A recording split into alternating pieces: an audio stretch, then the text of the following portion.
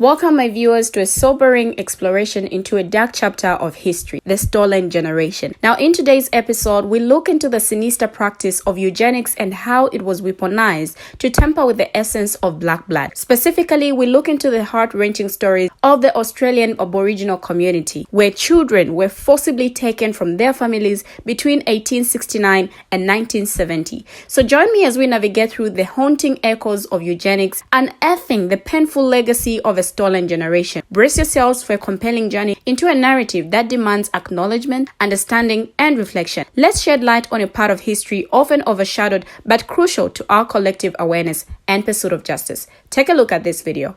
Hey beautiful people, this is part 2 of how eugenics was used to breed out black blood. This episode is called The Stolen Generation. Check out part 1 if you haven't already. I've created a public playlist organising all my videos so you can find that there. The Stolen Generation refers to the practice of forcibly moving Australian Aboriginal children from their families between 1869 and 1970.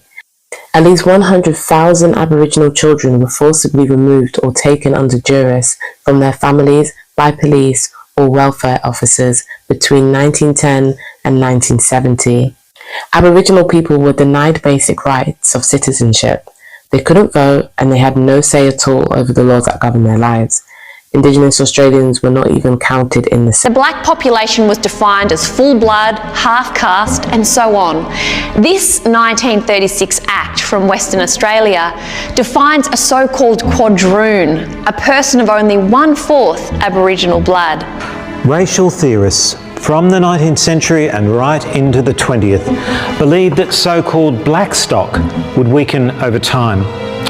Each generation, they said, would become successively more European, and eventually they'd be absorbed altogether. Taking Aboriginal children from their families, encouraging the lightest to marry into communities, was the way it was thought to blend together white and black and breed the colour out of them. Assimilation, as the eugenicists came to call it, was a program of social and biological engineering. Basically, you either had to be black or you couldn't be brown or in the middle. So they would consider you in the middle and you would have been taken. Not kidding. Up until 1970s, by law, any Indigenous child who looked like he or she had any amount of ancestry in them could be snatched from their families and forcibly assimilated into society. My grandfather, my mum's father, he was part of the stolen generation. He was really young, taken out. How old was he? Maybe a year old when he was taken. Oh, wow. So he never knew his real family. He knew because when he was taken from the front yard of where they lived. Wait, what? He was in the front yard and somebody just pulled up and took him? Yeah, policemen or rangers would come, pull up, just grab these half-coloured kids or coloured kids and then chuck them in the truck and then take them. As the little boy was being forced into the back of a truck, his aunt, a young child herself, sacrificed her own freedom so he wouldn't be alone. When she heard the commotion of him crying and screaming, she ran and voluntarily just jumped on. Light-skinned children were often adopted by European families, while darker-skinned children, like Deanne's grandfather, were sent to missionary camps.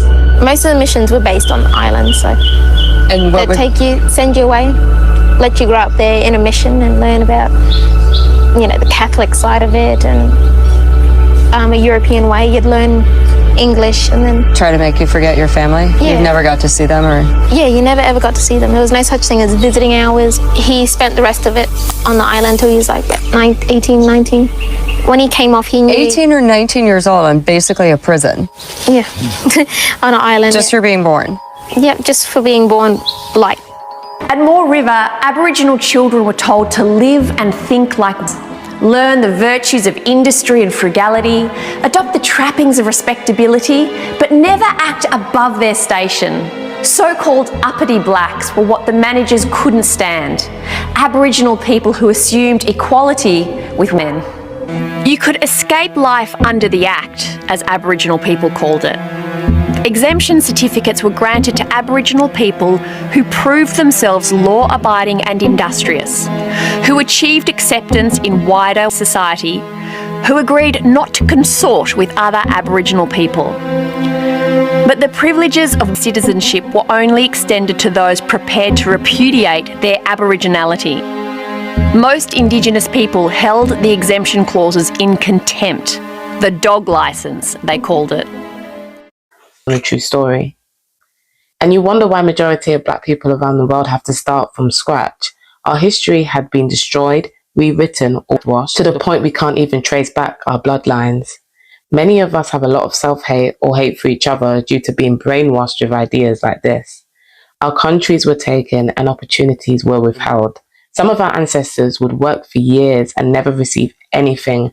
Imagine how that would affect future generations to come. Thank you for joining me on this eye-opening journey into the stolen generation. Now that we've watched the video, let's get into the history of eugenics and its impact on the Australian Aboriginal community. Let's reflect on the lingering effects and importance existed throughout history. From the era of eugenics to the forced separation of families, the common thread is an unsettling disregard for the humanity of black individuals. It's a stark reminder that hate has been ingrained in societal structures, fueled by misguided notions of superiority and insidious desire to erase diversity. Yet amid this dark history, there is a glimmer of resilience and the strength in the communities that have endured such atrocities. The attempt to erase was met with an unwavering commitment to reclaiming natural heritage and fostering a collective spirit of survival. It's essential to recognize that the hate embedded in eugenics and the forcible separation of families was not just a misguided ideology. It was a systematic assault on the very essence of diverse communities, particularly black individuals. This hate manifested in policies and practices that aimed to dismantle, erase, and control entire populations. The ripple effects on this hate on generations that have followed, the trauma inflicted upon those who were directly impacted by eugenics and forced removals continues to echo through families and communities today. It's important to recognize the global context of such hate-driven ideologies. The history of eugenics and forced removals is not confined to a single region.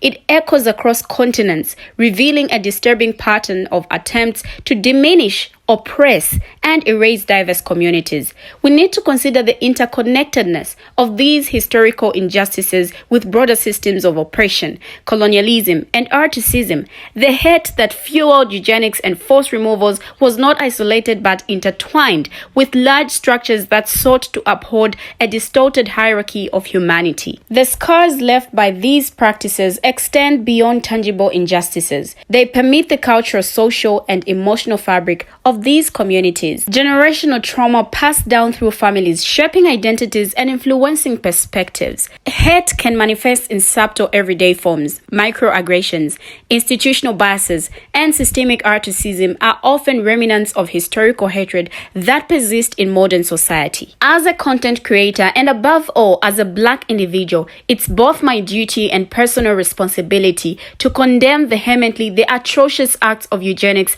and forced removals that have scared the history of diverse communities.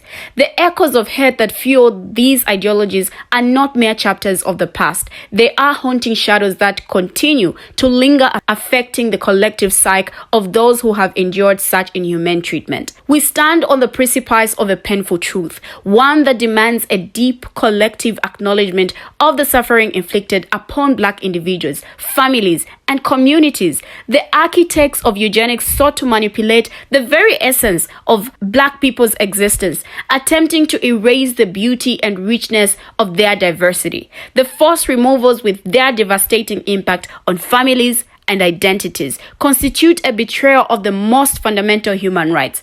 Now, these acts were not only an assault on the bodies and souls of those directly affected, but a stain on the collective consciousness of humanity. The perpetrators of such crimes sought to strip away the resilience, the pride, and the cultural heritage of the black community. It's also essential to acknowledge the interconnectedness of these acts of hate with broader systemic issues that persist even today. The eugenics movement, fueled by misguided ideologies of racial superiority, is a stark reminder of the deeply rooted racism that has plagued societies even today. These repercussions of eugenics and forced removals have seeped into modern structures, perpetuating disparities in education, healthcare, and criminal justice. The legacy of hate continues to manifest in subtle, insidious ways, demanding our unwavering commitment to dismantling systemic inequalities. What do you, my viewers, have to say about this video? Share your comments in the comment section down below. Thank you for watching and see you in my next video.